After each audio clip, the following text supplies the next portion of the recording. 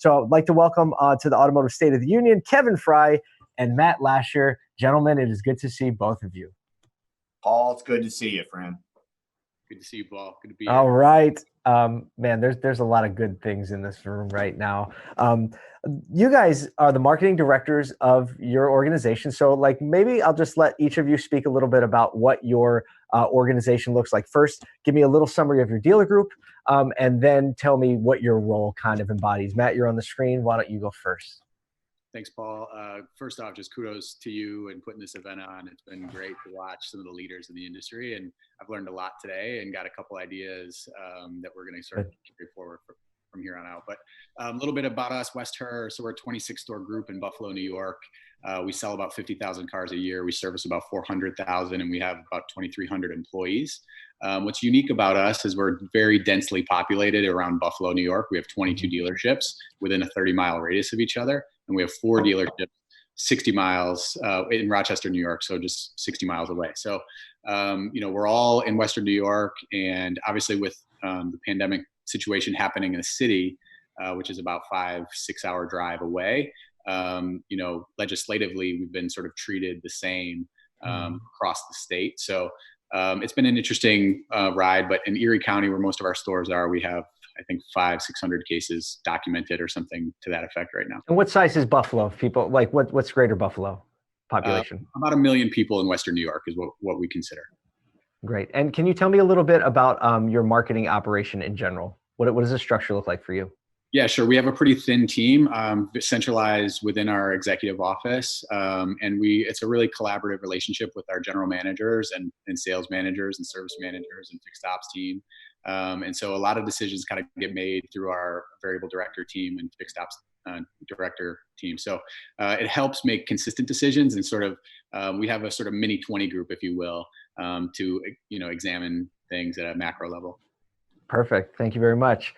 Kevin, why don't you give us the same? Give us a little summary of your organization that you work for, and then how you run your department, how it's structured. Sure. Actually, a lot in common with Matt. Jeff Wyler Automotive family. We sold 42,000 cars last year. We operate in Ohio, Kentucky, and Indiana, and all 3 states have an in-shelter order, and all 3 states have a different interpretation, and that's been changing each day. So we've had to become very fluid to adapt to a rapidly changing environment. We also have a centralized marketing department in our corporate office, helping drive the decisions along with our GMs. Yeah, you guys, I didn't realize the similarities in group size and everything. And I will say that you're both kind of like badass rebels. You're kind of like looking for someone to tell you what you can't do just so you can do it. I'm just going to say that and put that out there. Let me ask. So from a marketing standpoint, Kevin, we'll start with you because you're on the screen. How are you steering the dealership through in what they're doing, what you're doing, what your messaging is, how you're advertising or not advertising? Can you give us the overrun of what you've decided to do in this time? That is a great question. I was discussing this with Matt earlier. With the way we started out in early to mid-March was, what are the top questions consumers have so that we can get that message to them? And it was, are you open? Was the number one. How are things working? And how is it to buy a car right now? So our primary message was, we are open, and there are historic deals available. And what we found is that we got tremendous pushback via email, via social media. We had people literally calling police departments, complaining, why are they open, even though we were defined as an essential business. And we had to stop and review where we were at, because even as essential as we are with transportation, there's a lot of really frustrated people out there that have lost their jobs, and they're angry. Why am I non-essential, but you are essential? So what we transitioned to was a Jeff Wyler Cares message. We are here to help you. How can we help? And we're finding we're getting plenty of response with that, because if someone needs to have their car serviced or they need to purchase a car, they will find you and reach out to you in this market. And okay, great. I have a follow-up to that when we come back around. But Matt, can you let us know what your message is and if it's evolved since this whole thing started and what you're doing? Yeah, it's been an interesting challenge to keep up with the shifting legislation over the last couple of weeks. So our For sales sure. department has been closed for 2 weeks or so, I guess now. And our first move was we really just canceled everything. We turned all of our traditional advertising off. Our first wave of cancellations was sort of related to branding or what we consider optional spends. And then we shifted to co-op centered dollars. So our low funnel TV ads that get funded 100% by co-op. It made sense to hold off on that in the early stage, but we turned all that off. All our social low funnel campaigns, paid search, everything's basically to zero. Last week, I said this to Kevin before we jumped on here, but we shot a TV spot last week that we ended up not using. And I guess I just share that because it was heartfelt, and we tried to basically want to communicate that we're open and that we're with the community. And it came out pretty good. We used some B-roll, and we had Scott, our CEO, on the screen. But ultimately, we beat it up, and we just felt like it was too maybe self-centered. And so I've been sort of being influenced by Seth Godin, who always says, if you're going to put something out there in the marketing space, would people miss it if it wasn't there? And I guess I'm driven right today by the fact that nobody's missing not seeing a Herr ad, on TV. So they're thinking about other things, right? And their health and safety of their core clan. So right now it's a weird, awkward thing to be patient. But it does give us some time to reset, I think, and rethink some of the strategies we want to deploy moving forward. But it's got to be empathy driven and human driven. It cannot be, entirely salesy and self-absorbed. Did you just say you cut your spend down to zero across the board? Yes. So you're not spending $1? No. Amazing. Are you on any third parties?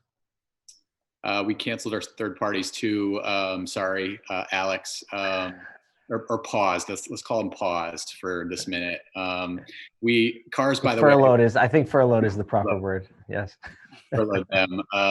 Alex and his team has been great, reaching out to us and showed a lot of compassion and empathy. And I've been really impressed with their approach. Not every vendor we've dealt with has deployed the same amount of empathy. And but I'll tell you, the most tone deaf reactions I'm getting is from the OEMs. Largely those that are pushing digital retailing really strongly. So the one thing I guess I want to say to this audience is, don't be afraid if you don't have a digital retailing tool on your site. It doesn't mean you're missing out necessarily. You got to take care of your people first, and you have to have a good solid process around digital retailing first. We were an early adopter in 16, 17. We're currently not using a digital retailing tool, so take that as for whatever you want, however you want to interpret it. But I would just say, as the OEMs continue to push, get a digital retailing installed on your tool. I think on your website, I think going fast here is not necessarily the correct play. That's very good. It's one of the reasons I love the multiple perspectives, because it just shows that you can do good things doing digital, like there are different perspectives that are both working. Let me get back to Kevin for a second. Kevin, what does your spend look like? Where you, if you're spending, where are you spending? We have minimized our spend. We have found that most of our partners, one of the first things we did was reach out to see if they could help us. And I would say almost every single one provided concessions. So we minimized a lot of the variable spend, but we still have a presence out there. It's important to emphasize, and I can tell you, we were actually up 5% in online traffic in this market. And the demand is out there. What we're seeing is that demand is kind of lifting itself up in the funnel. And about a third of it's probably pushing out that purchase. But there are people out there still ready to buy cars. We've had record at-home deliveries in all 3 states with online digital retailing. We've actually did pretty well the last month. But here's my challenge. I'm going to throw out to the dealers that are listening right now. When this thing turns around and the switch turns back on, will you be prepared to take your unfair share of the market demand that's out there? Because it's out there and you don't want to be setting back and not ready at that time. The other thing, I know we have limited time, Pauls. I want you to really think about this. David Villa brought this up. People talk about September 11th. They talk about 2008, 2009. This is a crisis, and you need to think about this. How will you be remembered as a dealer when this is over? Or maybe the better question is, how do you want to be remembered as a dealer when this is over? Right. That's what you need to make happen now. This is a unique challenge that you can rise to become better as we come out of this. There's an interesting book. It's a book that has really impacted me profoundly over the last 3 or 4 months since I've read it. It's called Man's Search for Meaning by Viktor Frankl. And one of the tools that he uses to help you make good decisions today, he says, play through the situation in your mind and imagine yourself doing it the wrong way. How don't you want it to go? And now with that perspective, the second time you get to do it the right way. So I think that ties right in what you're saying. You can choose how you want to be remembered by the actions that you're taking today. We only have a few more minutes here. I just wanted to hear from both of you one more time. This is a good question, and I think we'll move to this one. Matt, we'll start with you. What do you love about the car business? Well, Paul, I think it's a people business, right? So the amount of people we get to meet and interact with every day is what's great about this business. Over my shoulder, you can see a little book that says "Be the Sun, Not the Salt," written by Dr. Harry Cohen. I think I sent you a book, Paul. But got it. We went through a challenging time in our company about a year ago with our leadership. Scott got hurt, and there was some uncertainty about him. We had a meeting following his recovery period where Harry came and spoke to us and really just encouraged people to be the sun, this heliotropic effect, as opposed to the salt, which sort of kills things, right? And it's a super easy read, about 65 pages. I encourage you to check it out. But I think we all need to deploy empathy for our teammates and loyal customers. I was on a meeting today with Scott, and he said, call your team. Call your team, check in on them. That's it. That's the only reason. Call good customers. Just check in on them. Just make sure they're healthy and okay. And I think that's what we need to do right now. I love it. That's what you love about the business. Kevin, what do you love about the car business? I love that we have type A, highly competitive, outgoing, personable people. And I often joke, the biggest pain in the ass people to manage are type A people. But I would rather manage no one else but those people, because if you can get them going in the right direction, there's nothing that can stop you. How appropriate coming from a former Navy pilot.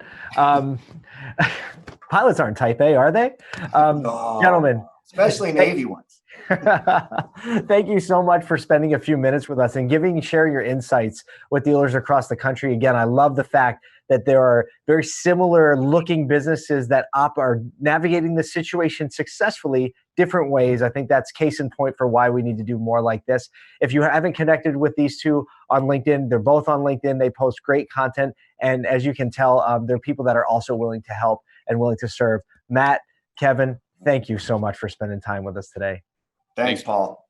Thanks, Paul. Be well, guys.